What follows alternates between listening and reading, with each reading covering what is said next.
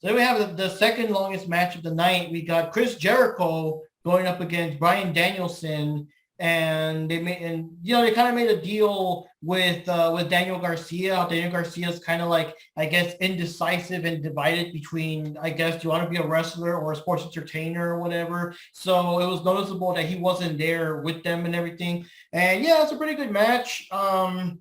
I don't remember too many details besides the usual spots because, we had Danielson do the infamous kicks here and there, the flying knee. Jericho got him into walls of Jericho a couple of times. I believe that was the time where he did the lion salt, but unfortunately he landed on Bryan's knees and everything, so that got him hurt. And after all that stuff, near the end, Jericho got him with it's been so long. I wrote, the Judas effect, and that took him down.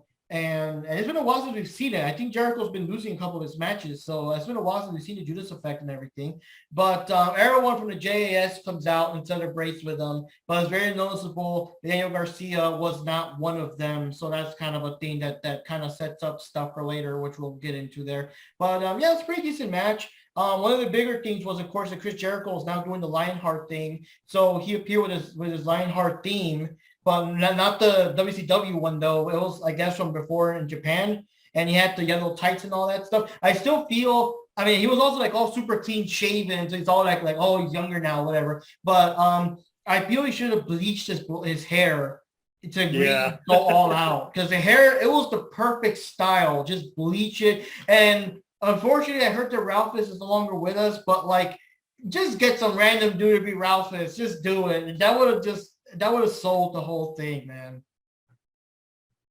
Even if he was just there for the intro and have him just leave afterwards, so he's not involved in ring shenanigans. But that would have been just a random fact, dude. Like, that would have been epic.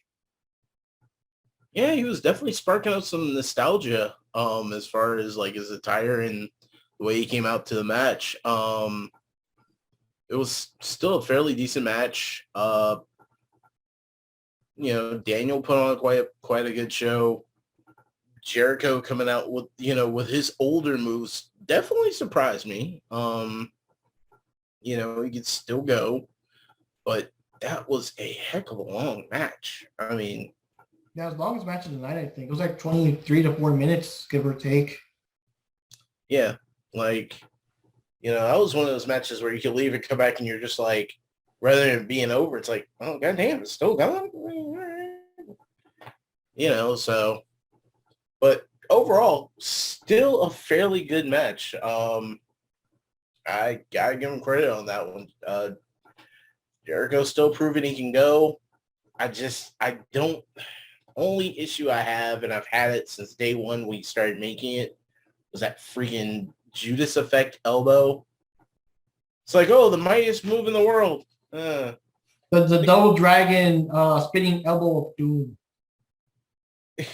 It's like an elbow version of the poke of doom. Like, it's Kingston's back fist looks more intimidating, actually, if you look at it. Yeah, exactly. I mean, that's more of a like a threatening move than like Judas. The Judas effect is just kind of like, that's like what kids do in the backseat of cars. Yeah. But the funny thing is, there's some moves that are kind of like, when this person does it, okay, then when that guy does it, because it's that guy, wow, whatever. And that's the thing. There's moves where people do back elbows, but like, it's not Jericho like doing it, so they get right back up. Jericho does it down dead. Yeah. You know what I mean? Look at perfect example. Look at the Judas effect. Then look at Ospreay's hidden blade. Huge difference. Huge difference. Oh yeah. But I like this match a lot. I really did. I think this was, in my mind, probably match of the night. There was parts where it dragged. Obviously, because you got these, you have Jericho, who's not in, the best shape anymore. And, Danielson did just come back from injury, so, he might be a tad bit rusty. But yeah, I mean, I like the storyline. I like the build up to it. I think Danielson should have won, I really do.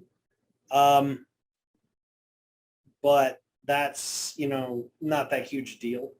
And I'm really hoping that I get to see, I love when he's the Lionheart Chris Jericho, because that, like I said, throwback to old New Japan days back when he was, in the Super Juniors and all that stuff, and he was, back in ECW, back in WCW. That Jericho is, like, in my mind, the most pure Jericho. And then when he went to WWF, he became the Y2J Jericho. Like, that's a whole other era thing. But anyway, I liked that AEW is giving Jericho the opportunity to bring back his old school style. It's just also like a matter of, the problem is his old school style doesn't really work with someone of his age or, his weight. Because to be fair, he lost the extra padding. I mean, he did. Not thin, but he did lose the extra padding. No. And I could tell he's been working out, but it's more of his moveset style. Like I said, a lot of Lionheart Chris Jericho's movesets when he was back in the day was a lot of rebounds, like a lot of bouncing around the rings. It was kind of akin to, if you looked at almost like Dante Martin, almost. Like, that's kind of how similar it was. But, like, imagine Dante Martin had more force behind his moves. So it's kind of like that. But, that's a minor nitpick. But the match itself, I really enjoyed it. I thought it was great. I love seeing two of the best submission wrestlers of all time fighting each other.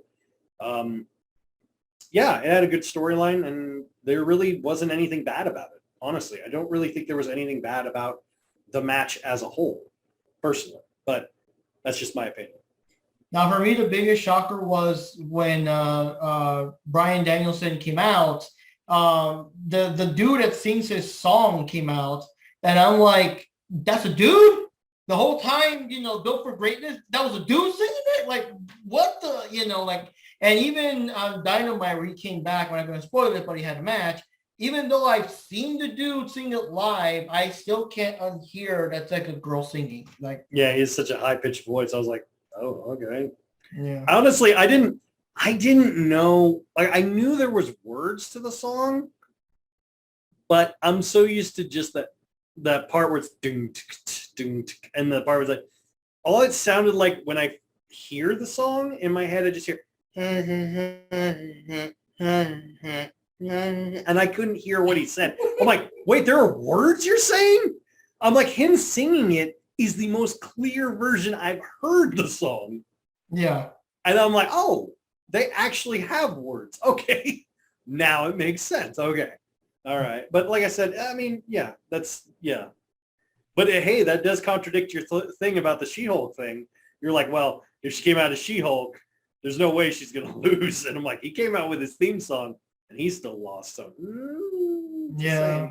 Well, I thought this was a good match. I think this is more of a classic Jericho. This actually felt like the most, I would say like the most like traditional, like old school style wrestling type match.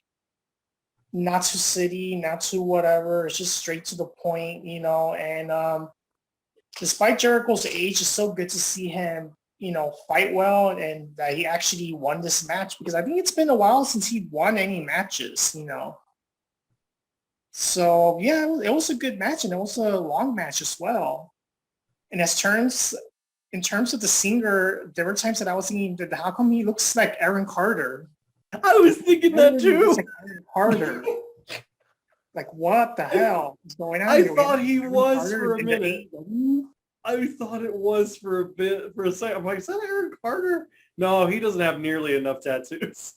Like, Aaron Carter is like, he looks like Aaron Carter looks like the young Aaron Carter went to prison. Yeah, the like, oldest Aaron Carter before he did all the drugs or whatever he did. Oh, man.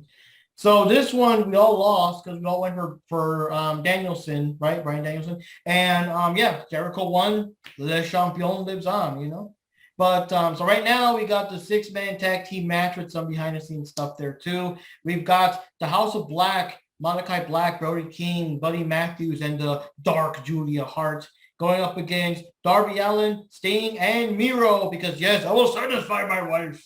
And yeah, pretty good match. It was kind of similar to Wardlow in the sense that it was kind of like, well, not really though. No, they got some bigger guys there. We had some high flying, but whenever Miro came in, you know, it was time to get serious. I don't remember too much of the match though, but I do remember there were some impressive, like, you know, face-offs between Miro and Brody and Buddy and everything.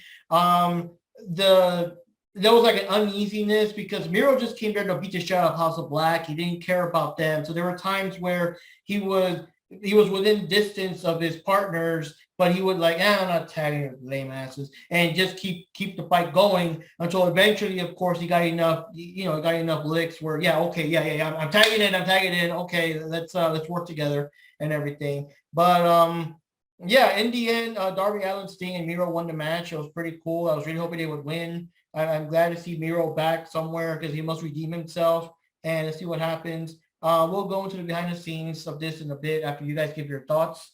What do y'all think? Once again, with Miro being back, that's one less milk carton I'm gonna have to do. It was good to see him back. I hadn't seen him in a good while. It was a pretty good match. Like you said, he was holding his own for a good while, and then finally he was just kind of like, I'm getting a little tired. Tag. All right, let's go. But otherwise, it was still a fairly solid match. A lot of good spots on there. That's pretty much all I could say about it. It was a good match. Not much I can really contribute to this match. I mean, just, solid 6-way match. Nothing really to write home about. Wasn't really pretty paint by numbers, honestly. Like, I was just kind of there. Like, I think this is like one of the only matches where I'm like, I didn't hate it and I didn't love it. It was just kind of there. I'm like, I get why it was here. Like, in fact, they could have gone a little longer, to be honest, just a bit. Cut out the whole Luchasaurus, cut out the whole Jungle Boy match, put this a little longer. Yeah, add 20 more seconds to it. Yeah, like I had another like minute. It'd have been fine. It was pretty good, and it was a good breather between. I remember Sting won, but actually Sting the mist into Malachi's face, which is kind of. That's right. See, I even forgot about that part. That's right. I totally spaced on that part. Yeah, that's right. Sting sprayed the mist into Malachi's face. That's right. I totally forgot about that. I mean, like, it was pretty good. It was just, that's it. I mean, it was a good spot. It wasn't the main event. It was like between the last match, because the last match, as Will said, it went on really long for a lot of fans. Not for me, but a lot of some fans went on a bit too long. This was a good breather match where it was entertaining. It kept the intrigue, but it didn't have any high stakes, and it was good. I liked it. You know what? Weird thought. After he'd been fighting him for so long over the years when I was a kid, between the new design of the face paint and the mist, is Sting slowly becoming the Great Muta? Like, what's going on there? I was thinking that too. But it's so funny because, like, it's funny because, like, even Sting had actually said that he took a lot of the he had actually took some of the design of the whole concept of the face thing. He's like, not sure when he did the Crow makeup. He said, I'm not really sure if I should still do the makeup anymore. And then like he looked over, he saw what was going on in New Japan with the Great Muta. He's like, okay, I guess it does still work. Now the Great Muta versus Sting. I mean, he's retiring, but still, I would love to see that shit. Hey, if Sting ever did a retirement match, that should be it right there. Yeah. And hopefully he doesn't hit Ric Flair age before he does it, because that's just going to be terrible. Oh, God. What do you think, Johnny?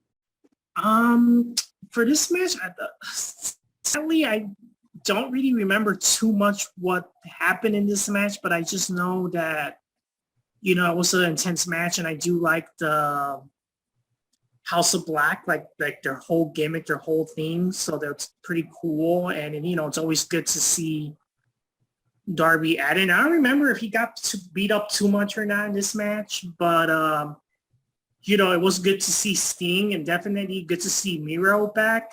I think it's been a long time since he last fought in the match, so it's good to see him back and doing well and all that. And yeah, it was still a good match, and you know, it's pretty awesome. And I don't think Darby, I didn't think got too beat up this time, if I'm not mistaken.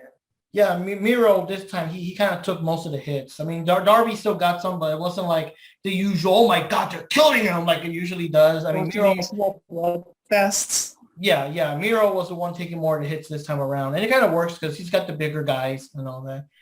So let me see here. And this one, it's like the reverse. This time, Panda, Johnny, and myself went for Miro, Sting, and Darby, while Jack went for House of Black.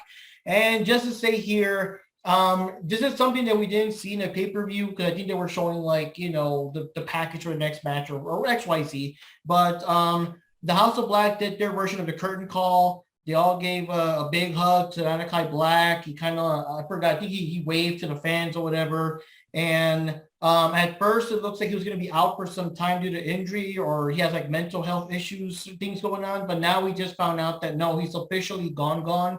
He got his release from AEW. He's got, I forgot the exact words, but it sounds like a non-complete cause, but they gave it some kind of other jargon, you know, so we don't know what it means. Like we have to wait the 90 days like WWE does, or not till the year's over or something like that. It's not specific, but I read the jargon they use. Wasn't it kind of like special circumstances? Under specific conditions that they gave him his release. Yeah. But with that being said, it's not like he's currently leaving for another federation. He's just having some mental health issues, and he's saying wrestling's just not part of that healing process. So he's literally taking a step back and getting himself better. So where he ends up after that, who knows? Now, one thing though, just real quick, because I watch more dark than you guys, is I was gonna hype with the House of Black, especially with Julia, because dude, they just gave Julia like this cool new dark look with like House of Black across her chest. They gave her like a new theme song, like The House Always Wins, like this cool epic new theme song, cool new presentation. This shit happens now, and it's kind of like, okay, so yeah, what's gonna happen with that if they decide to like break up the House of Black, you know? It's the AEW curse. It seems like everybody gets a new car, and as soon as they go to crank it up, it breaks down. I'm not sure what they're gonna do. I mean, to be fair, and I know the guy, Brody King, he could step up and be the leader. He is good enough. He's talented enough. He's got enough mic skills. He's intimidating as hell. And honestly, I could see him just, you know, stepping up and doing that, maybe adding another person into the fold. Who knows? But, yeah, it was sad to see Malachi go, but I understand. I mean, there's a lot of factors at play. I mean, especially if it's his mental health, because you also have, people are forgetting he is married to Zelina Vega, and he hasn't seen her since being in AEW. Like, really, he barely has time to spend with her.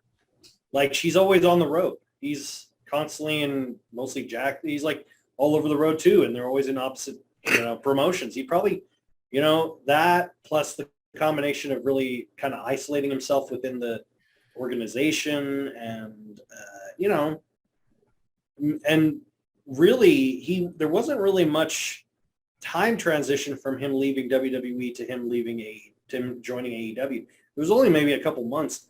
But see, he's really never had any time off, really. So, you know, I think if he comes back, which I doubt he will, I don't know if he will tonight. I don't know. To be honest, I would love to see him in like somewhere, show up in New Japan. I think he'd be great in New Japan. I'd love to see him maybe do a stint in NWA or maybe Impact. Impact would be great. Impact has a very lax schedule, so, you know, that would really work for him. You know, it sucks to see him go, especially because, you know, he's so damn talented. Like, anyone that thinks Malachi Black is not talented doesn't know anything about like what talent actually is. It's man. I don't get it. It's not good shit. It's not good shit. No, but I'm just like, I'm saying it as a point of, I could, now that Triple H is in charge, I could see him going back to WWE because Vince did not see any value in him, but Hunter definitely did. And you could tell he did.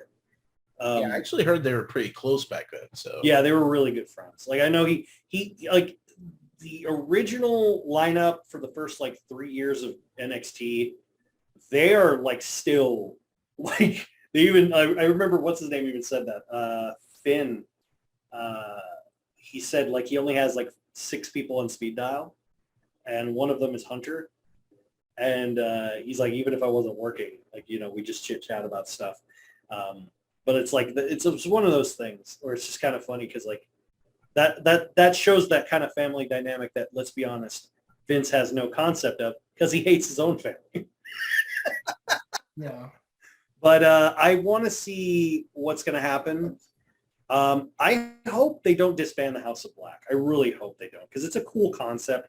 It's a cool thing. I actually think, now follow me on this, I think when Malachi sprayed that whole mist into Miro, like how he didn't get infected or whatever, like what if they were planting that as like he is becoming like cursed, like like the new leader, like he's turning. They'll give something to do, Yeah, like from like the Redeemer until like they go like the Black Horse or some stupid like I don't know like something cool like that'd be cool because let's be honest, you need someone that can have enough presence to go like oh shit, stuff's going down. That's my theory on the whole thing. Yeah, we do like that. I lost my title. My God has abandoned me. So now I must join with these pagans. Yeah, I'm like yeah. Yeah. So now we get the main event, and this will lead off into oh my God, it did, didn't it? Yeah, so we'll cover the event quickly, and then we'll move on to, So basically the main event was Moxley versus CM Punk to see who is the official AEW World Champion, because, of course, Moxley was Moxley? It was Moxley, right? Because Moxley was the interim. Yeah, interim champion, and and we already know. We went with the backstory of the last episode with the whole CM Punk injured leg and the squash, and now he's back. So yeah, it was a decent match. I believe CM Punk was the one that surprisingly got caught up in bloody first instead of Moxley, because Moxley always magically gets bleeding, And I don't remember terribly too much of the details. Last match, it was suspenseful, but in the back of your mind, you kind of already knew Punk was going to win. You know what I mean? It wasn't like anyone could win. To be fair, it wasn't that black and white because it is Moxley. If it was anyone else, yes. Moxley, not so sure. I do call him Brock Moxley for a reason. Yeah, that's true. But, decent match, and CM Punk won. I'm surprised it didn't play any kind of angle where the foot got injured again and Mox was taking advantage, or Mox, targets the foot, make it more like, oh my God, how can CM Punk win? He can barely stand, that kind of drama, stuff like that. But I'm surprised, they kind of didn't go there. But, I will say at one point in the match when he did the side kick, the roundhouse kick, you could hear the crowd go, oh. Like you hear the crowd like not again. Oh man. But yeah, in the end, CM Punk won, and he's a champion, the long time running champion, So I'll give you guys your thoughts, and then we'll get into the bloody aftermath. So just on the match. Yeah. Just the match itself. This was, in my mind, probably the match of the night. Honestly, just of the match. I'm just solid of the match of the whole show. The show was an absolute garbage dump, but that was like the gold nugget of that show. There was a couple of jewels, but that was the gold nugget. That was the thing that it was worthy of the main event. It was worthy of a title match, and it was worthy of a fight between them. The big problem with the match was you already gave it away. You had them lose in 3 minutes and 10 seconds. And the problem is the crowd couldn't ever get fully invested because you did that. If they had just had it where it's like, I don't know. Like Punk never showed up on TV, and then they just ended up. He's going to call him out, and they're going to fight it all out, and just build it that way. It would have made more sense, honestly. It would have worked better, honestly. To be fair. Yeah, they should have just never had that weird squash match. Yeah, it shouldn't have happened at all. Straight to this. It made no sense. But as far as, like I said, the match itself, it was a solid match. It was really good seeing Punk, fight Moxley, and Moxley being Moxley was all right. And like I said, it was just a good match, but it was a good way to end the show. Yeah, it was a fairly decent match. Like you said, Mox was being Mox. CM Punk actually came back, decently. When he went to go throw that kick, even I was kind of looking like, okay, we're good. But then when I found out about his other injury, I'm officially calling CM Punk the Full Metal Alchemist of AEW because it cost him an arm and a leg. He is. Oh, it's so good. It costed him an arm and a leg. But man, you want to know what's really funny? I pointed this out to someone. Show this to my roommate because I have slow-mo on my TV. Look up the clip from Dynamite when he does the roundhouse kick. He hits him with his right foot. He collapses and grabs his left foot. Like, he hit him so hard he hurt the other foot. Well, someone said that when you do the roundhouse kick like that, like a lot of torque goes into the other foot. I know, but when he fell like this, and then he went, grab. You see him grab him realize, wrong foot. Maybe Mox's jaw was so hard that it like literally caused a shock wave that just went back to the other leg. It'd be like me punching something so hard I break this hand. Yeah, right. It's kind of like the old Looney Tunes gag where the guy hits something with an axe and he just starts shaking and it goes all over his body. Yeah, exactly. That's what I was thinking too. I'm like, no. But overall, this was actually a good, decent, solid match, which, basically anybody could say at this point, considering the history of what's been going on. But yeah, it was a good match. Really fun to see it. I'm glad Punk won it. It was a good match. That's all I got. Right. Johnny? Okay, what I thought about this match was it was a good, intense match. And I think, then CM Punk got injured again in this match. Like, John Moxley keeps saying his leg or whatever part that's supposed to be injured, his knee or whatever. And it's he got injured again, but we'll get to that when we get to that. He got injured again. As usual, business as usual. And it was still a good, intense match. I mean, CM Punk was still able to win this match despite all the injuries. So, on its own, without all the controversy that's going to happen right after this match, it was still a good match. It was still something that made you felt like, hey, this was worth watching the pay-per-view. Despite all the little shortcomings the pay-per-view had, at least this match was still very decent, and it's so good to see CM Punk win in his hometown of Chicago. Unfortunately, and we're all gonna dive into that later, the controversy is gonna kind of ruined it for everybody, for a lot of people. I don't know. It just kind of make the pay-per-view feel kind of but we'll get to that when we get there. Yeah, we get to that when we get to that, Johnny. So with that one, everybody went for CM Punk.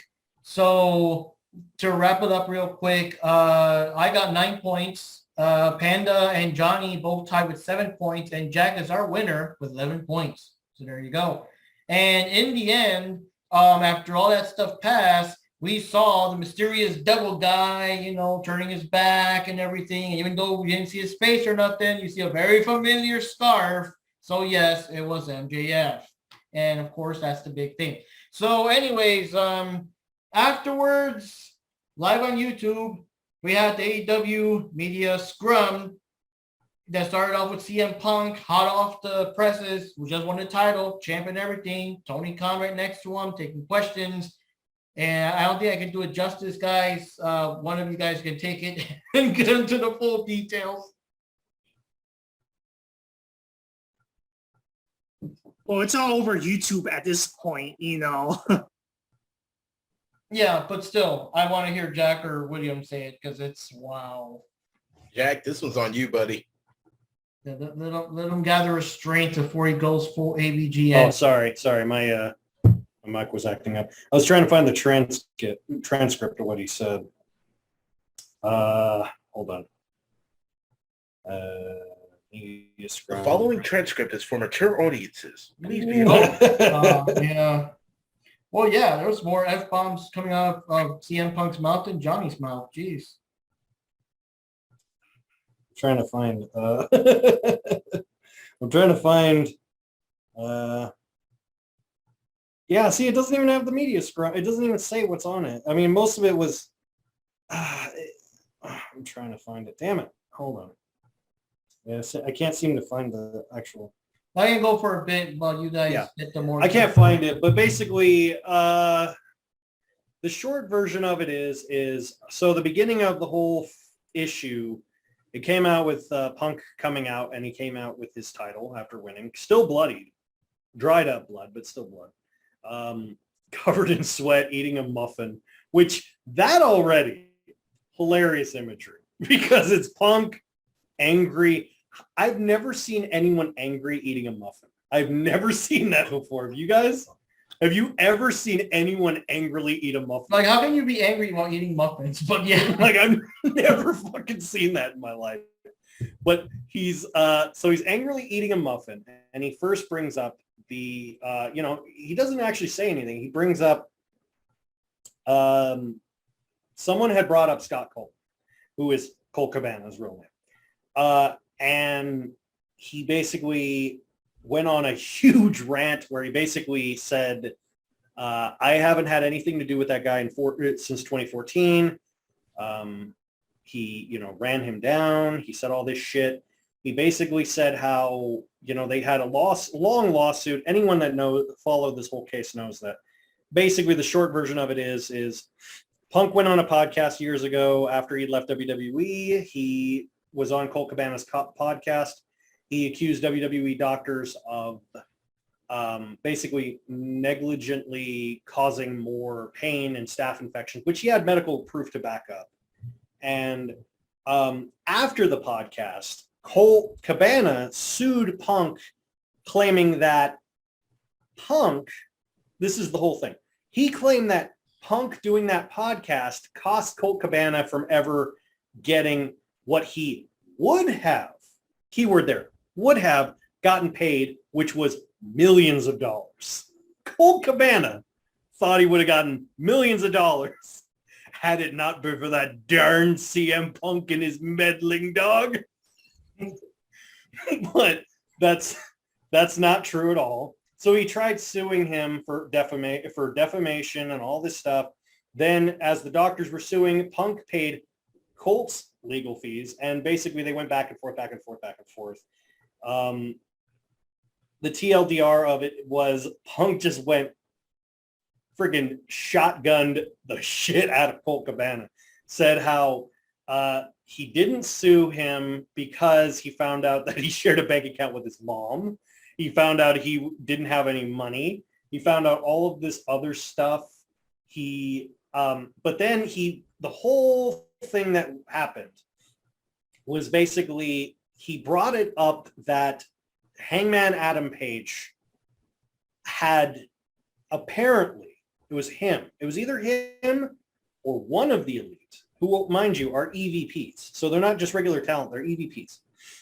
Had gone to one of the wrestling reporters. I don't remember which one. They said his name. I just can't remember. It's not Brian Alvarez. I know it's not Brian Alvarez. I know it's not Dave Meltzer because they were there. And he said, "Do you know what I did, Dave?" And he's like, "No." But they had said to him, they had implied to this podcaster that Hangman had implied to this podcaster that the reason Colt Cabana wasn't on TV was because of CM Punk having issues with him and him convincing Tony Khan to give him the boot to Ring of Honor, which wasn't the case at all, because if you actually paid attention, Colt Cabana hadn't been on TV in like 7 months prior to Ring of Honor. Like forever. Yeah. I think he like maybe did like 3 episodes of like Elevation, maybe, I think, but that's about it. I'm like, they just didn't know what to do with him, because he's just like, They didn't even know what to do with him in the Dark Order. And the Dark Order is mostly just a bunch of guys coming around with masks going, I'm like, that's like, I'm like, wow, so Luigi, Dark Order, where? yeah. So Colt Cabana basically went to Tony Khan and said, hey, you're reforming Ring of Honor. Can I work over there? And he's like, yeah, sure. And that was it. And then through that, Hangman or someone basically went to this podcaster and said, well, Punk got him fired. And that's what started this whole thing. So then, leading up to Double or Nothing, Hangman, off script, basically said the lines equivalent to, I'm protecting AEW from you because nobody respects you in the back. No one does this, does that. And I'm just like, I didn't get it at the time, and then I rewatched it. I'm like, okay, watching it, you can see both. If you look at Tony Schiavone's face, he's like, but you could see on Punk's face, he's like, okay, all right, that's how you want to play it? Okay. Cut to Punk coming back. Punk came back, and he was the AEW World Champion. He calls out Adam Page knowing full well that Adam Page can't come out because that wasn't planned on the script. Calls out Adam Page, makes him look like a punk bitch on TV. And he says, it's about the disrespect. You need to, it's like, if you're going to call out somebody, say it to their face. If you want to fight me, fight me. Don't go behind my back. And he was right, because literally what Page did was apparently go behind his back and talk crap, which wasn't true. That's the TLDR of what we had the Scrum, which was basically him calling out, not by name, remember, not by name, EVPs. He said the EVPs. Now remember, yes, the Elite are EVPs, but there's also 2 other EVPs that are unnamed that they won't say. So, and keep in mind, he's calling them out on camera, making it public solely because Adam Page made this public. Then, and keep in mind, this whole thing is happening while the owner is sitting next to him while he's aggressively eating a muffin. We can't make this up, folks. And everyone agrees the media scrum was 100 times more entertaining than the show. Can we all agree? We all agree on that? Was aggressively eating that muffin like if it was his wedding night. Like, geez. Like, that has got to be the angriest I've ever seen anyone demolish a muffin. I've never seen anyone, like I said, just the idea of it. And Jim Cornette even said that. He said the same thing I did. I've never seen anyone angrily eat a muffin. I agree. Like, I don't think I've ever seen anyone being angry eating a muffin. It's usually just, a muffin. It's a muffin. I'm like, it's like someone It's like someone angrily eating cake. It's like not something you'd ever think you'd associate with. Anyway. Then he called the EVP saying they're so incompetent they could barely run the target.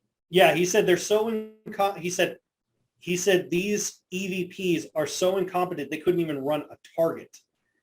And he didn't outrightly say that. And even Tony Khan flat out tried jumping in about the Hangman segment, not about Punk's segment, about Hangman segment, and said, I should have stepped in and said something.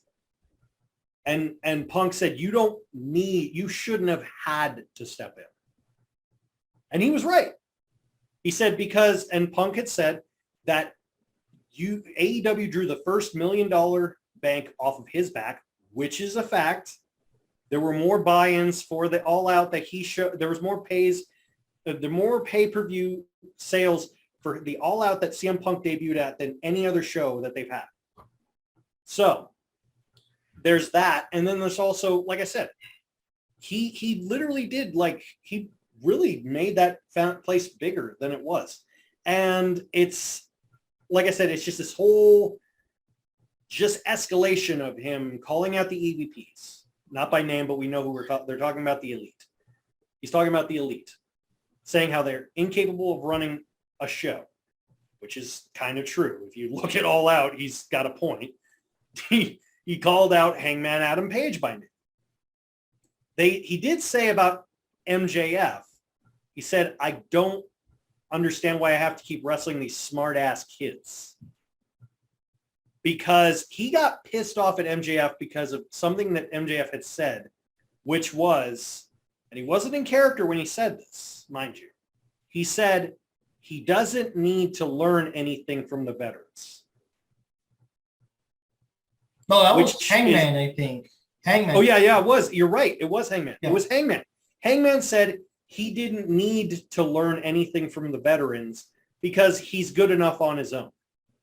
And Punk took offense to that because he's like, who the fuck are you to say that? Even if it's true, it's kind of just like, okay. It's just a matter of respect. Right. On a quick side note, I'll explain. I'm a huge Beatles fan. I don't know if anyone else loves the band The Beatles, but Ringo Starr back in the 90s, he did this interview. And they asked him, hey, who do you think is the best drummer in the world? And he said, me. And they said, well, no, we meant like, currently drumming. He's like, well, I'm still drumming. So me. And everyone's just like, what a fucking asshole. Like, even if you think that's true, you don't say it. Like, it's kind of just uncouth. It's like going to a funeral and going, glad it's not me in there. Like, it's like, we know, but you don't say it, jackass. Like, it's like, so that was the whole thing that happened with the media scrum. Did I miss any stuff, guys? I think that was the main parts. That was the main chunk of it, right? Or did I miss anything, Will? Yeah. No, you pretty much got everything that set it off. Well, you even went into the backstory of why certain things, because he was just blowing up on.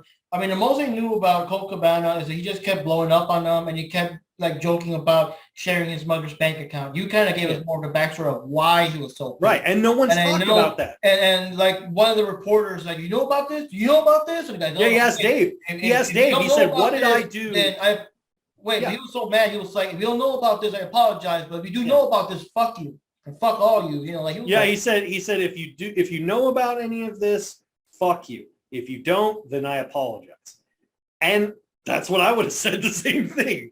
Oh yeah, I would have said, fuck you very much. Otherwise, thank you very much. That would have been me. That's like something I would have said. But yeah, see, I gave you guys more context than most of these freaking like what culture and cultaholic shit give you. Because they just go, well, Hangman was rude to be elite, so you got a bad attitude. Fuck off.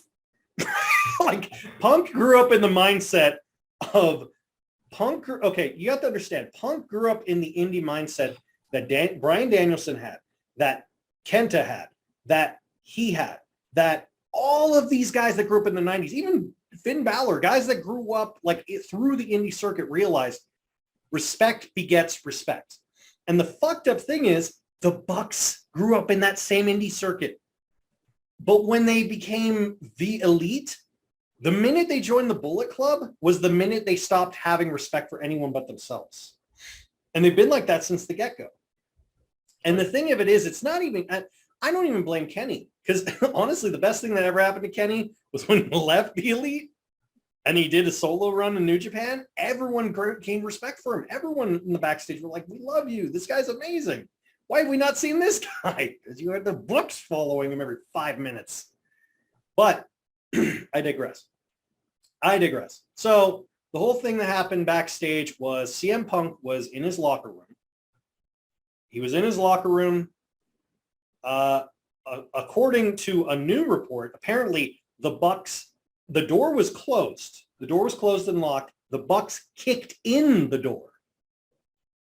And they confronted him. Now, yes, there's an old school mindset of, if you're a wrestler, you confront the wrestlers. I get it. But these aren't wrestlers. They're EVPs. And it goes without saying, if you go to confront someone, anyone will tell you this. If you go to confront someone, you go one-on-one. You don't go 3-on-1, because as far as they knew, Punk was alone in that room. So why would all three of them try to jump Punk? Why all three of them would, confront Punk? Well, Why? apparently now we found out that Nakazawa and Cutler were also involved. Yeah, so that's 5-on-1. And so they basically start, as soon as, mind you, the door was locked. From the reports I've seen, the door was locked. The Punks kicked in the door. If they kicked in the door, that's beyond aggressive. That means you're going to fight someone. Of course, Punk starts throwing hands at him to defend himself, as anyone would. And then they start fist fighting. I'm not defending Punk fighting. I'm defending the reason Punk fought. I agree with what he said because truthfully, he's got a point. The Bucks have a long, long, long history of being assholes. That's why Ricky Rocks even calls them the dumb fucks. I've been talking shit about the Young Bucks from day one. Everyone that follows the Diving Cutter podcast can listen to the backlog and understand what I'm saying. But again, I apologize. And I've been right because the truth of it is, has Punk changed? No. Punk has gotten older. He's gotten wiser. Yeah, he doesn't run his mouth as much as far as his own ego, but everything else he said is pretty on the wall. I don't always go to my mouth, but when I do, I eat the muffin aggressively. But I'm saying, my friends. But literally think about this. The guy just won the world title. He just came back from an injury. And the first question he gets is about a guy from a rumor someone brought up from a guy he stopped talking to in 2014. Yeah, that kind of pissed me off too, especially it was a person I had a 8-year legal battle with. Yeah. It's it'd be like imagine if LeBron James, now follow me on this. Imagine if LeBron James, his wife cheated on him and she left him. Okay. His wife cheated on him, left him, took his house, took his kids. Okay. He wins the MVP trophy. He wins the big sport, the big NBA All-Star game and all this stuff. He has the big trophy, the MVP trophy. First thing out of the thing. So why'd your wife left you asshole? And you're like, what the fuck? That's the first question? Really? That's okay. I guess. And maybe 10 or so years after the fact too. Yeah. So why'd your wife cuck you? Oh my God. Wait a minute, LeBron, where'd you get that muffin from? Oh, this ain't gonna be good. Now I want to see more wrestlers aggressively answering questions with several different types of food now. I want to see freaking Moxley answering a question while eating pudding angrily. I want to see Roman Reigns eating a pineapple and just I want to see response. Kenny Omega should come back and start aggressively eating a taco. I want to see it. I want to see this. You need to make this a shirt, Will. Make wrestlers aggressively eating food. Anyway, but the thing of it is, so they fist fought. Now they stripped the trios titles from the Bucks and Kenny, and they stripped the world title from Punk, and they suspended the Elite and suspended Punk and Ace Steel, who, by the way, the reason Ace Steel was there, as everyone said, so it was Kenny, the Bucks, Michael Nakazawa, and Brandon Cutler. Punk, Ace Steel's wife, his dog, and that's it. So, of course, you see these five coming in, and then Ace Steel's, and he throws a chair, and he bites at Kenny because he wants him to get away from his wife. So everyone's like, "It has a broken leg." Who has a broken leg? Yeah. Yeah. And I'm like, man protects dog by biting other man. Yeah. And I love how everyone is spinning the narrative of Punk as an asshole. I don't understand it. If 3 guys came in to my house or my room after I locked the door, kicked in the door, and start confronting me and I start fist fighting with them. How am I the asshole? I'm sorry. If 5 guys come to my door that late at night, it better be a burger. All right. Exactly. Better be Better be some DoorDash. fucking cheese. Or I'm going to eat more aggressive muffins. But I will say, like, I love this one comment on this wrestling forum I saw. It said, I think the only one that came out unscathed in this whole thing was Mindy's Bakery. We gave a plug to it. I love hearing that by this time, Hangman was long gone. He was like, fuck this shit. I'm out for the night. Yeah, as soon as the press conference was happening, like, apparently Cole and Hangman just bounced. That's another thing. Originally, the Elites were going to be on the conference to, talk because they're the trios champs or whatever. Nope, that got canceled the moment Punk started yapping. Yeah. And the thing of it is, here's a bigger issue. As I said, they're not just wrestlers. They're EVPs. They're executive vice presidents, which myself, Mark, I believe Johnny as well. At first, we thought it was just kind of like a in-name only thing. Apparently, no. It's an actual job title that they have. So that means that the executives of a company went into a locker room of an employee to fist fight them. I mean, Punk can sue. He can very much sue and say this is an unsafe work environment. And if they fire him, which is why Tony won't fire him yet, if they do fire him, wrongful termination. That's 2 suits. And it's all because the Young Bucks have the biggest fucking egos in wrestling, which is also the reason New Japan wouldn't work with AEW for the longest time, because they didn't trust the Young Bucks, and the Young Bucks thought New Japan mistreated us so badly. The way they let us make our own shirts and join whoever we wanted into the Bullet Club, even without asking them, and became friends and skimped money off the t-shirt sales. We're so mistreated. Fuck off. Yeah. So that was the biggest thing too, that they lost the titles altogether. No interim this time. Now, like, legit, the titles are vacant. And there are lots of questions here and there with Dynamite. So just real quick, Tony Khan announced, pre-recorded though, but he announced that there's going to be a trios match to determine the tag champs. So it's kind of weird because that match was already in the card. It was the Triángulo de la Muerte, I love saying that, going up against the best friends with Orange Cassidy. That match was already in the card before. Now it all of a sudden became a trios tag title match. So now the Triángulo de la Muerte are now the trio tag champs, which is fucking awesome because Pac is still the All-Atlantic champ too. So it's double the belts, baby. Now he's officially Tupac, right? Yeah, they're calling him Tupac. I was like, oh, that's fucking great. Oh, man. And then they're having a big tournament with all the former champions. So it's like Sammy Guevara, Jericho, Daniel Bryan, Darby Allin. Don't know if I missed anyone, but all them guys. And it was a big match. And to top it off, first of all, MJF came in to start the show and everything. And they shifted gears right away, because I'm assuming normally, MJF would probably come in and talk about Punk or whatever. Not one word about Punk.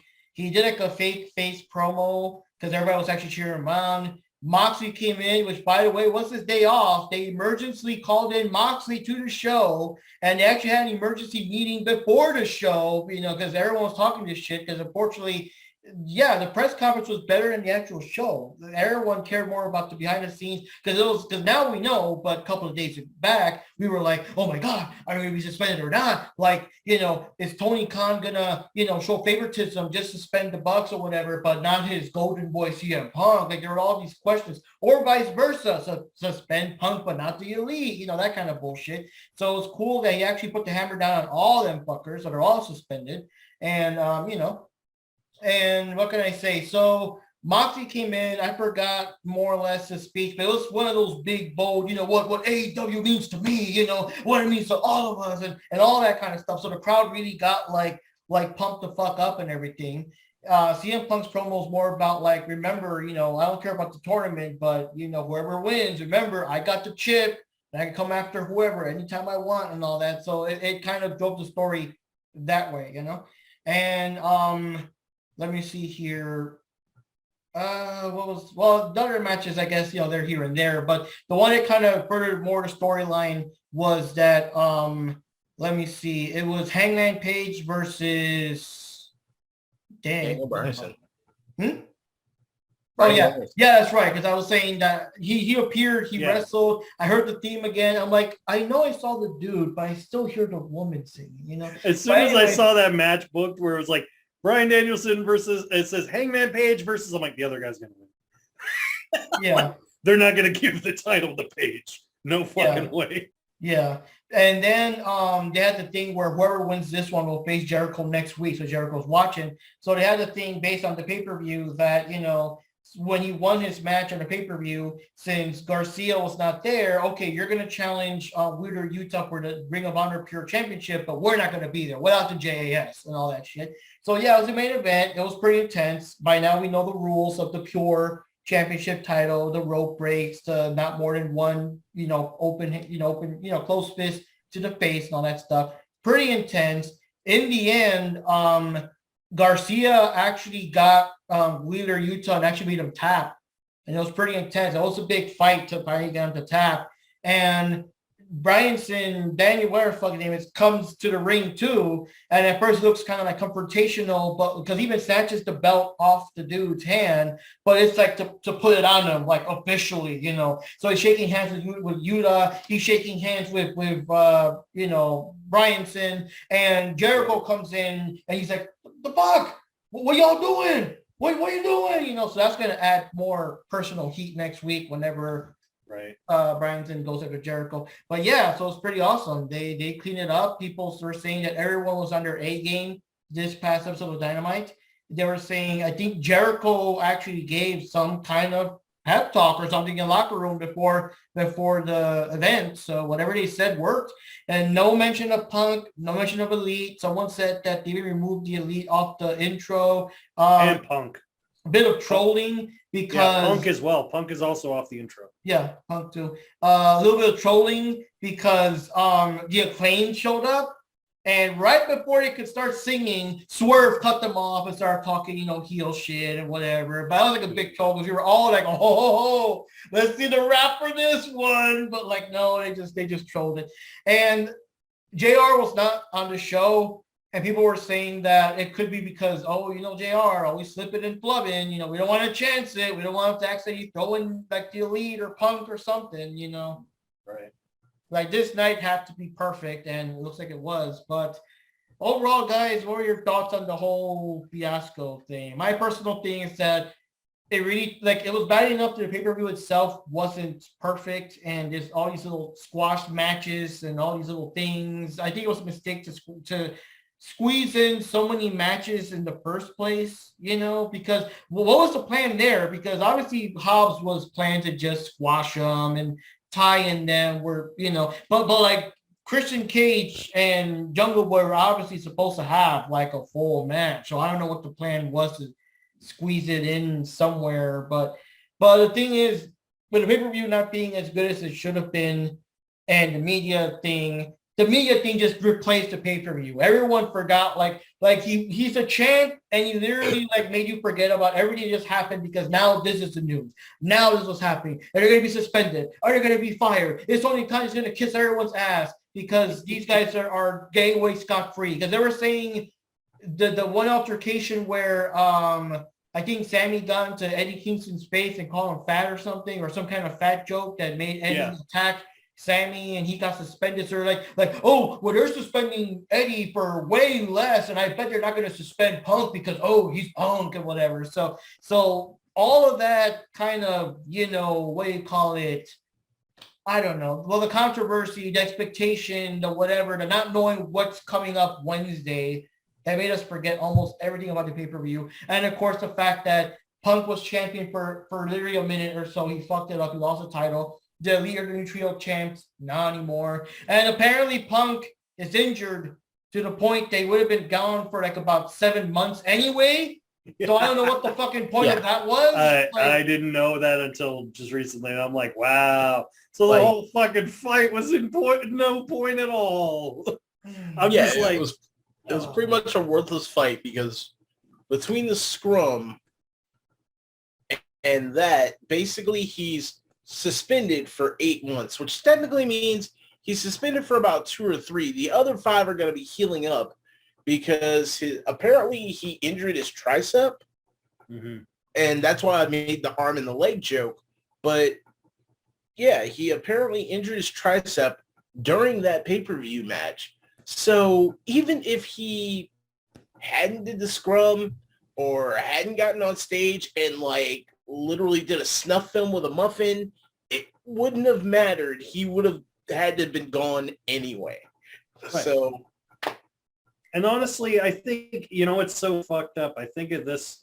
This is the whole fight. It wasn't even what Punk said. It was the fight.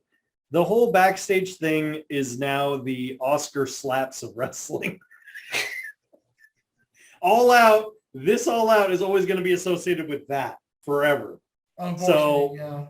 And you know what? They should have just watched it and redid it. Like somehow they should have just managed to watch the pay-per-view, had the scrum be the promo, and then have AEW Dynamite be the actual pay-per-view because it was better than the pay-per-view. Yeah, it was. The matches were top notch on that night. Like, hell, I think we can all agree just the Ishii Kingston match was better than the whole pay-per-view. Oh god, the Ishii Kingston match was bomb. Like that was better than every match, honestly. Yeah. Like honestly, they could have taken those 4 or 5 like filler matches that they had in there and give them an hour. Into the pay-per-view. Give them an hour, make their chest purple, and I'm just kidding. and they weren't that And far then off. Kingston walking out, look, Mom, Cody Rhodes. Just Oh God. Anyway, Johnny, what are your professional thoughts as you cut loose? Oh, what I thought about all The this? entire, all the shenanigans, the controversy, and all that. Okay, so the media scrum thing was bad enough already. But yeah, as bad as that was, it's like, if it just stayed to that, it wouldn't have been that bad. But the fact that the whole backstage altercation happened and basically like, it doesn't make AEW looks like a safe workplace because like where's security? Where's the people to help these guys out? I mean, okay, so you could just basically get the beating the shit out of it. Nobody's gonna. Ralphus was on his break. Huh? Ralphus was on his break. Yeah, it's just like, and the worst part is that the young fucks and what's his name, Adam Page, they're supposed to be what's that stupid title, the EVP whatever. yeah, Kenny Omega and Kenny Omega and The executive vice presidents, right? yeah, Yeah, the fact that they're the vice president of the company and they attacked an employee and they pretty much probably thought they would have like really got away with it because Tony Khan has favoritism towards them. It's I don't know, the whole thing is shitty. It's just like, I don't know. Honestly, what CM Punk was even wrong saying all the dirty laundry he aired at the media scrum. I don't think so. He just proved to everybody that there's a lot of shit going on with AEW, and it's a shame that I don't condone the fighting and all that stuff, but it's so a shame that CM Punk, he works his ass so hard to win these titles, and for them to be pretty much stripped away and him being injured all the time, and I just think this whole, I don't know, like this whole like redoing all these matches thing again, it's kind of like I don't know, man. It's too much, and it just makes you feel like you wasted your time watching a pay-per-view in certain aspects. it's true. It does feel like I wasted. I mean, it it's like at this point, why even get invested in it? You know, like here's what I think they should do. First of all, they have to, absolutely, minimum, have to completely strip every single member of the elite from any form of executive title, period. Like they should never have that. Second, they need to literally not give them any form of creative control. So the elite should not have any form of creative control. Punk, if they decide to keep him, which I think they should, solely because of the fact he makes a shitload of money for the company. Let's be honest. I mean, to invest as much money as Tony Khan did in him, to bring him out of retirement for 7+ years to wrestling, which is an industry he said he would have nothing to do with, that's a lot of money. That's a lot of time. That's a lot of energy. And to an extent, it has paid back in the long run to Tony Khan in some regards. What they should do, flat out, do not keep him in the main events picture. Like don't, not for a title, but as a top guy. Put him as a top guy, never give him a title shot. Do what they did in a weird way, kind of similar to what they did with Cody. He's like, oh, well, I can never challenge for the world title. Whatever. Do that with Punk. Have him focus more on feuds, not on titles, on feuds. Next, you need to establish someone. Tony has to beyond grow a set of balls. He needs to know what the fuck to do. The reason, I agree with Johnny. Yeah, Punk probably did go over the line a couple times. He did definitely air a lot of dirty laundry, but a lot of that dirty laundry was already on the ground from Paige. But the problem is, you, as a company, now just perspective as a company, when the owner of the company is sitting next to you and you're airing everything and the owner of the company is just sitting there like, yeah, he was just nervously smiling the whole time. I found it kind of weird because anybody, I'm sorry to interrupt, but anybody that's going to talk slander about, I don't know, the company you work for, that you as an employee, that you're on the media talking shit about your company. Yeah. And it's like your boss is just sitting right next to you and they're just nodding their head like, I find it weird that you just sat there and didn't like kind of intervene and says, hey, Punk, we shouldn't talk about this or something. Yeah. Like it's just like, what? There's no say what you will about Vince. That wouldn't happen in WWE. Oh, that would sitting right next to you. Oh yeah. Never would happen. And the thing of it is, I don't like, a lot of us, none of us like Vince. But the one thing that we can all respect with him is he did have a huge amount of authority. He could lock shit down like that. If stuff happened, he would lock it down. Any fighting backstage stopped. Any altercations stopped. Like he would intervene and punish because that's what you have to do when you run a company. You can't let the inmates run the asylum. Tony is more focused on people liking him than him running a company. And that was fine in the beginning, but he's been doing this for what, 3 years, 4 years now? Yeah. Like, come on, grow a set. like, damn, like you need to have some balls enough to go, hey guys, I'm the boss. And this is what's going to happen. Not like, hey, Punk, maybe, if you feel like it, maybe don't do that. It's okay. You guys want to like stop, saying mean things to each other. That would be great, Okay, Nick, put the chair down, Nick. Put the chair down. I'll put you in timeout. Exactly. That's what he's like. He's like one of those Beverly Hill ritzy parents he's all like, hey, you stop that or I'll take away your iPad. And they have like 16 different electronics. It's like that. It's like, okay, Mom.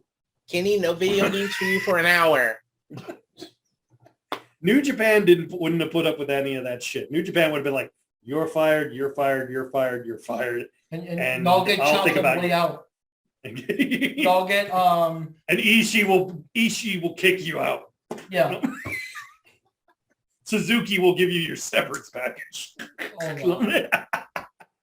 Ishii just has like pink slips just taped to his hand. He just chops them up. Exactly. Yeah, him and Suzuki will be like, oh. But like that's what I mean. I'm like, there's zero semblance of anyone being in charge. And I love what I think it's hilarious that people are trying to take what Eric Bischoff's opinion says, which first of all, I would never take Eric Bischoff's opinion on how to run a wrestling company ever. Second of all, it's funny to me that he goes, well, he just made him he made Tony look so bad. I'm like, Tony made Tony look so bad. He sat there. If your kid's setting a church on fire and you're sitting there like, wow, that's something.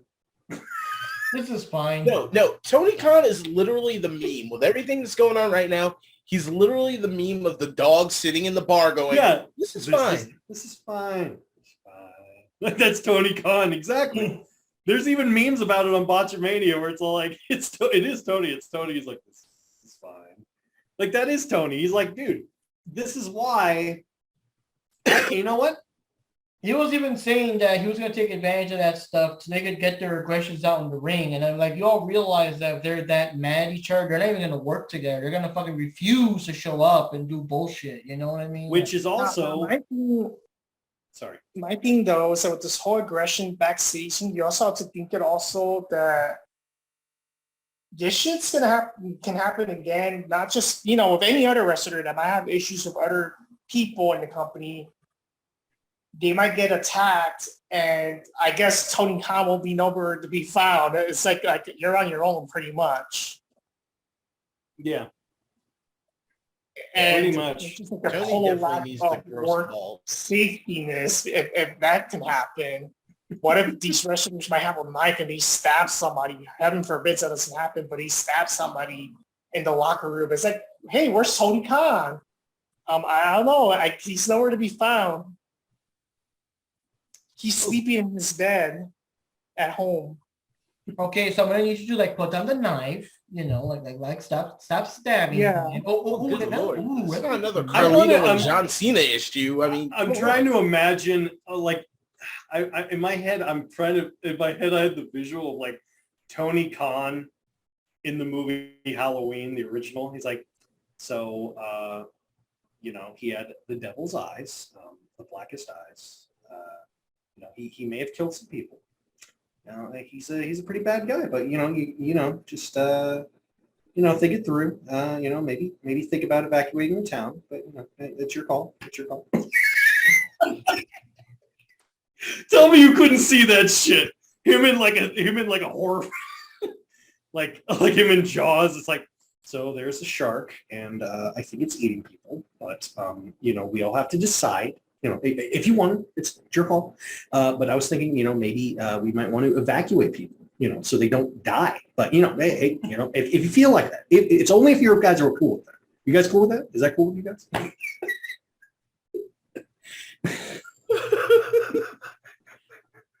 Johnny, Mark's like, yeah.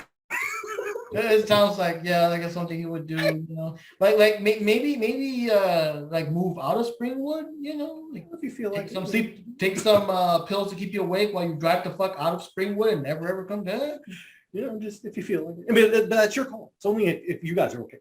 Only if you're comfortable. You want some money with it? That's fine. You can stay in your boat. You can fish all you want, but we need people to evacuate. Would you like some money? You need a pillow? You good? Would you like a muffin? Would you like a muffin? Would you like a muffin? What do you guys think of the restructuring of the titles being snatched away and doing this stupid shit that they have to pretty much fight for the title again? What do you guys think of all that? I think it's sad to say it was probably the only option they had, but honestly, I would much rather them fight for the title than just say give it back to Moxley or something. Yeah. But the other problem is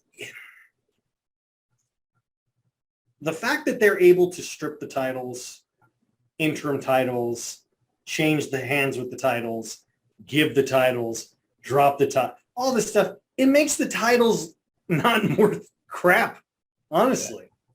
I don't know. It devalues everything because it's like we just had a tournament for the trios title. And now we have another tournament for the listen. Really rewatch the clip where Tony is doing the announcements.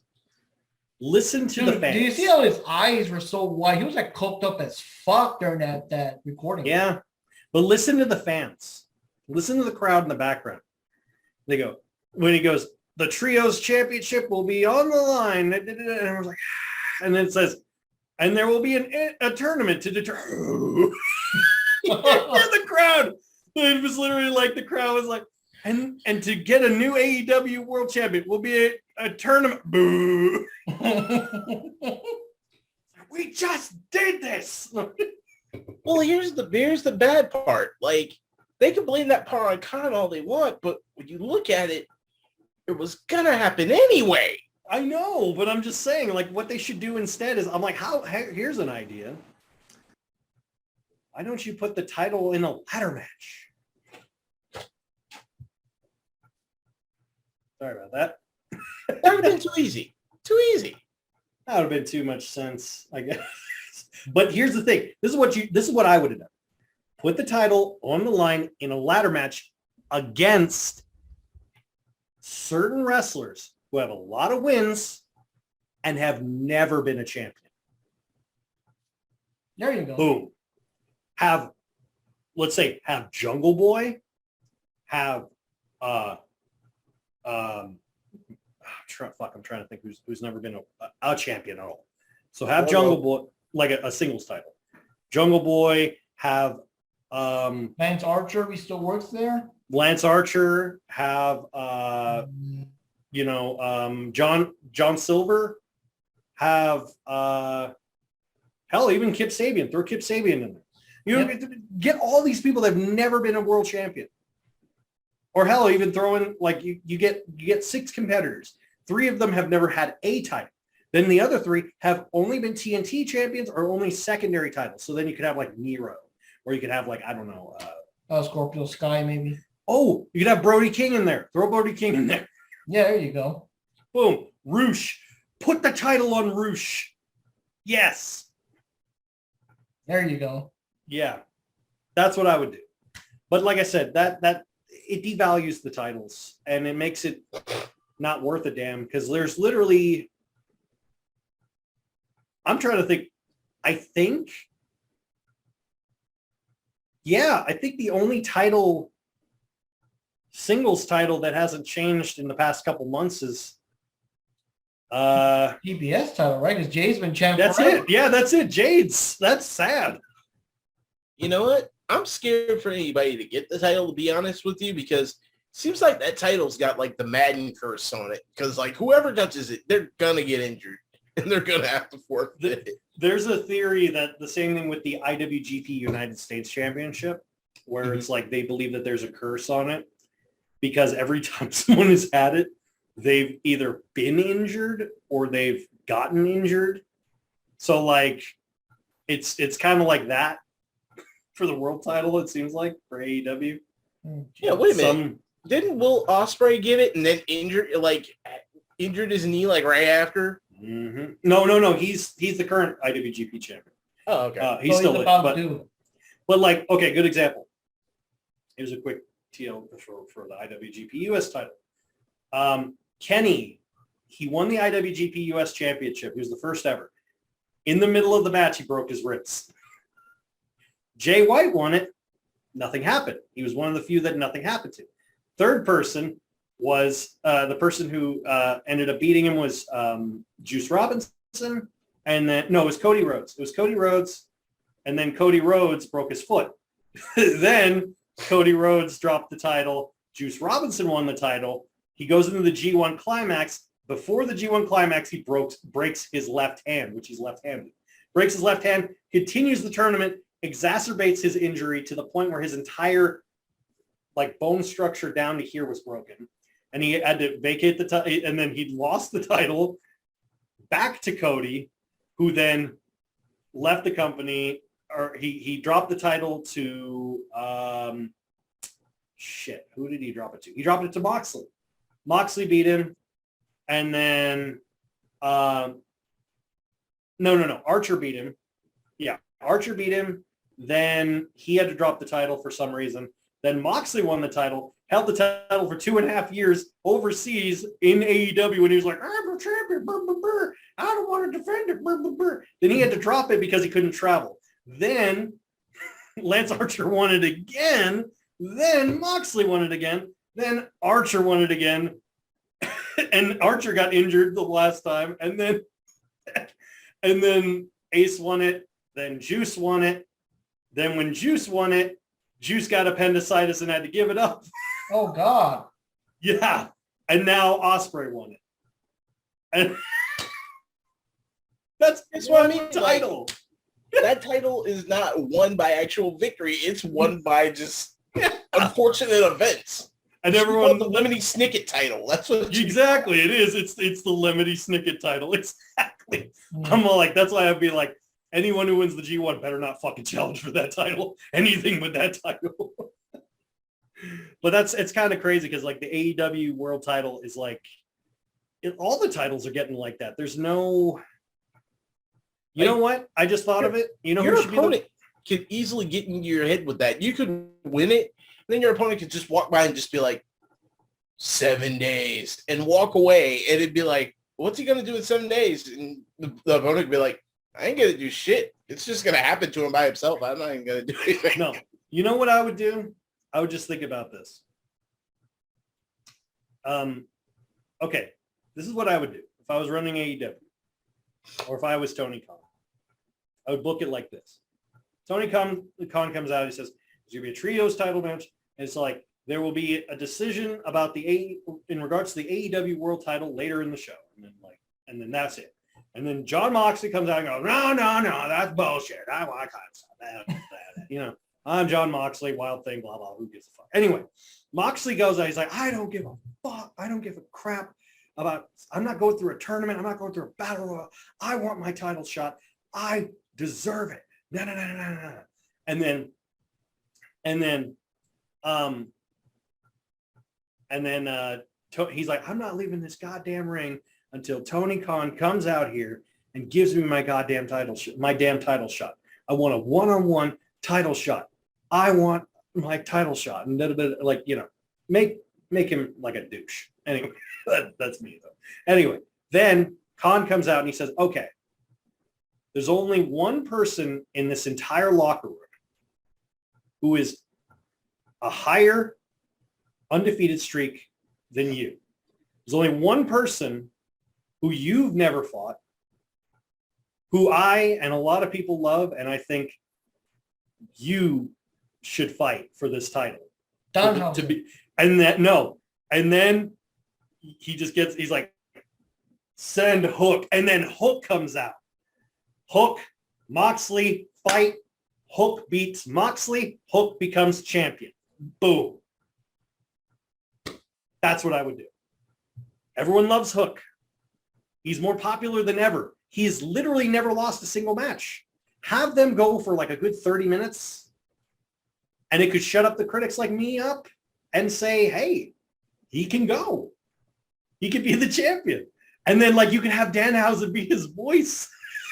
Yeah, that's what I was about to say. Like, he's never lost a match, but he lost a tag team partner. Where is Danhausen? Yeah. And then like Danhausen could be, he's like, Hook, what does it feel like to win? He's like, no. You don't talk to my client. No.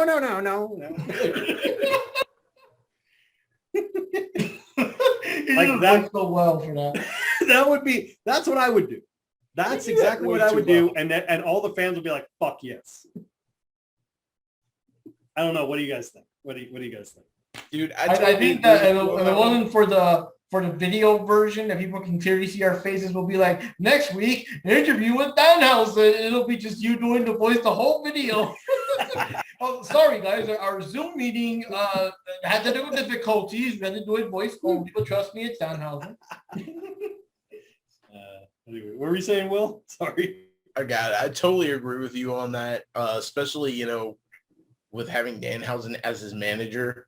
That would be just outright hilarious. And like you said, it would definitely put Hook on the map, show that he has longevity in his wrestling. Mm-hmm. Hell yeah, dude, I'd be all for it. Yeah. And you couldn't, and all the critics who can't say, oh, well, you're just banking off of the backs of ex-WWE guys or ex-wrestlers. Hook's not. He's fresh. He's new. He's a totally different thing. He's a brand new wrestler. He's loved by everybody. He doesn't even have to talk much. That's the best thing about him. He's just like his dad. When his dad used to wrestle in ECW, Taz never said shit until, later. And then he would say really insulting and funny things. That is true. The Angry Orange didn't really say shit until way later on. Yeah. So just do that. And then how awesome would it be to end Dynamite with Hook having the title and then Taz coming out and crying and them hugging? Come on. Yeah. That would be badass. That would be the all moment. Like, yeah. Like see all cut to all the people to cry. Like anyway. But that's what I would do.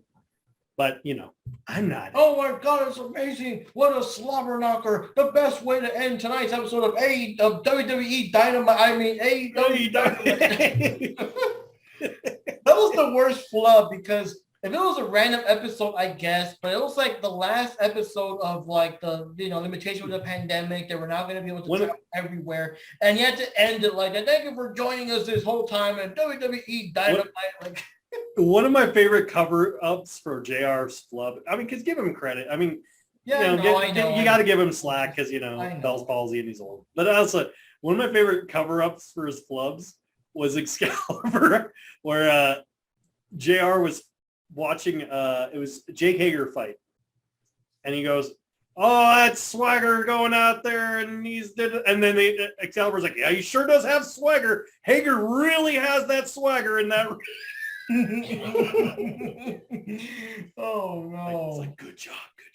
But my favorite thing, I will say my favorite recurring gag in AEW, if you pay attention, is when Excalibur is trying to read out the match card in one breath so badly, and you can hear him running out of breath.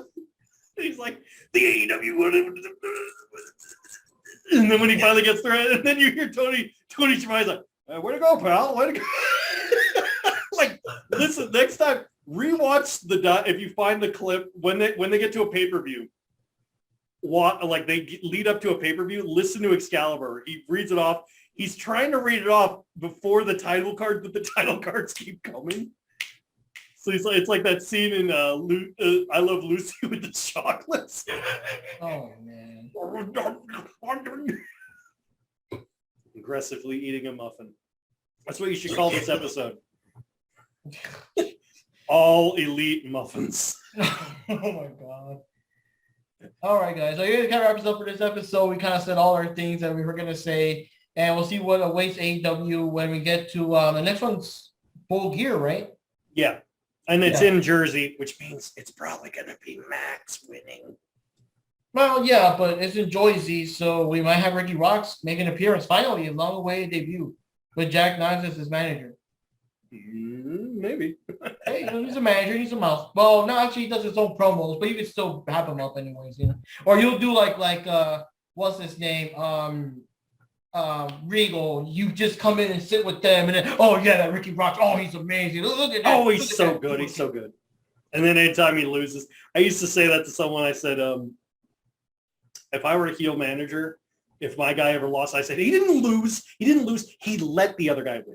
Okay, he thought he needed a victory. He felt that before. He told me you didn't hear him. You weren't there. Just like a shit like that.